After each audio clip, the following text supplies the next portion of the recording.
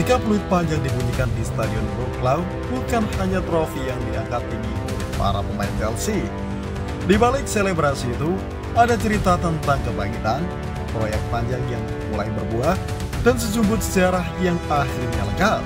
Chelsea, klub yang sempat terombang-ambing di era pasca Roman Abramovich, kini bangkit sebagai tim pertama dalam sejarah yang menjuarai semua kompetisi antar klub Eropa yang pernah diselenggarakan UEFA.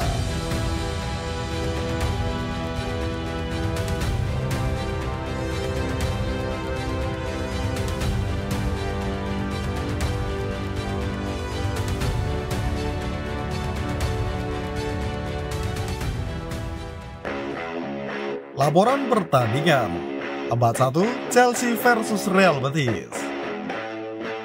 Final UEFA Europa Conference League 2024-2025 menghadirkan pertarungan menarik antara Chelsea dan Real Betis di Stadion Wrocław, Polandia.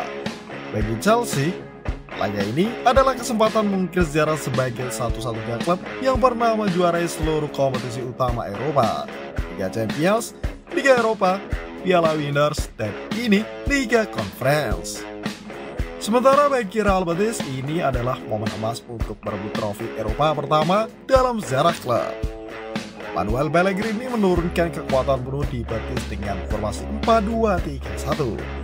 Isco dan Abde Ezzalzouli menjadi kreator utama, sementara Anthony diberi kepercayaan di lini terdepan. Chelsea di bawah Enzo Maresca juga menurunkan skuad terbaiknya.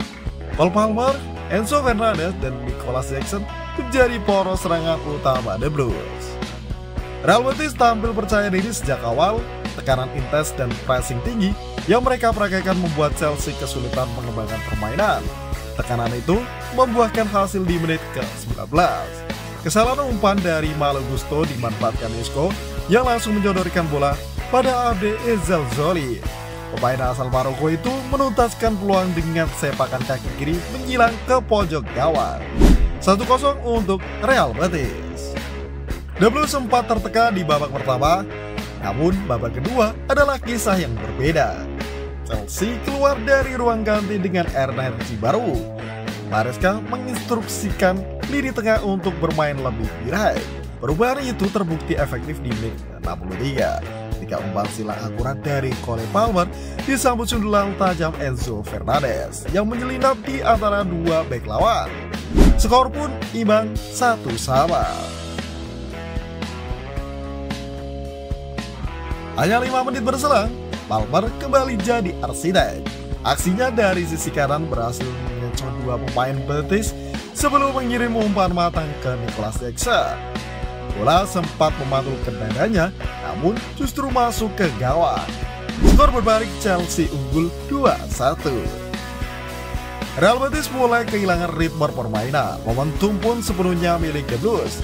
Di menit ke-81, Jadon Sancho yang masuk sebagai pemain pengganti menambah derita Betis. Menerima umpan dari Fernandes, pemain pinjaman dari Manchester United itu melepaskan tembakan melengkung ke pojok atas. Chelsea unggul 3-1. Tepat di masa injury time, Moises Caicedo memastikan kemenangan telak lewat tembakan jarak jauh yang tak mampu dihentikan Adrian.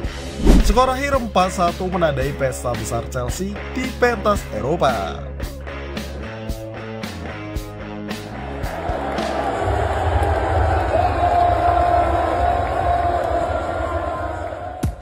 Sejarah yang tuntas. Kemenangan ini menjadikan Chelsea sebagai klub pertama yang menjuarai semua kompetisi UEFA. Liga Champions 2011-2012 dan 2020-2021. Liga Eropa 2012-2013 dan 2018-2019. Piala Winner 1970-1971 dan 1997-1998.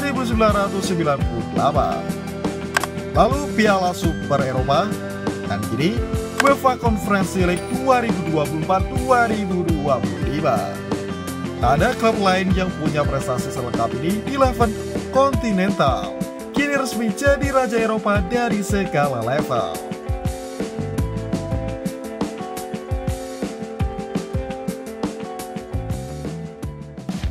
Cole Palmer, MVP final dan jantung proyek masa depan.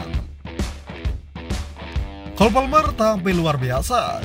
2 assist dalam waktu 5 menit pada laga final cukup menjadikannya sebagai man of the match.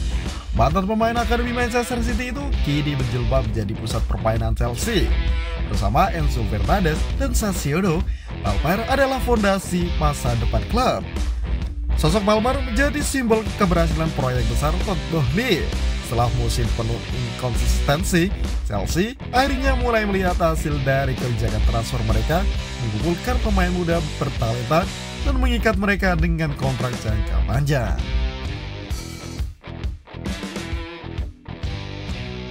Proyek muda Chelsea mulai terbayar. Chelsea sudah menyiapkan langkah lanjutan dengan mendatangkan 6 talenta muda. Andre Santos, Eustavio Willian, Henry Baez, Dario Ezugo, Mika Penders, Mamadou Sarr. Dengan total belanja 1.111,8 juta euro atau sekitar 2,3 triliun. Todd Boehly tak ragu membangun skuad jangka panjang. Misi manajemen adalah menciptakan stabilitas dalam 7-9 tahun ke depan dengan target membentuk generasi emas baru Chelsea.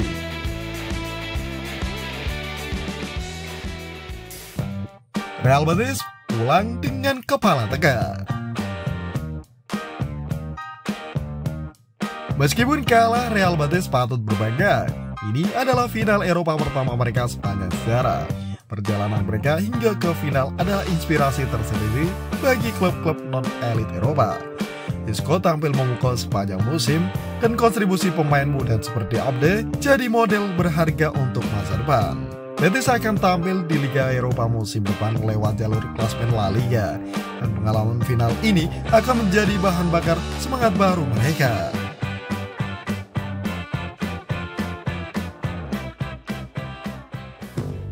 Chelsea, akhir yang sempurna dari perjalanan panjang. Musim ini, Chelsea bukan hanya meraih trofi. Mereka menegaskan identitas, menyatukan warisan kejayaan masa lalu dengan proyek ambisius masa depan. Gelar UEFA Conference League 2025 bukan sekadar tambahan koleksi, tapi penanda bahwa The Blues telah bangkit dan siap merebut kembali tahta tertinggi Eropa. Dari London Barat untuk seluruh Eropa, Chelsea telah menulis ulang sejarah.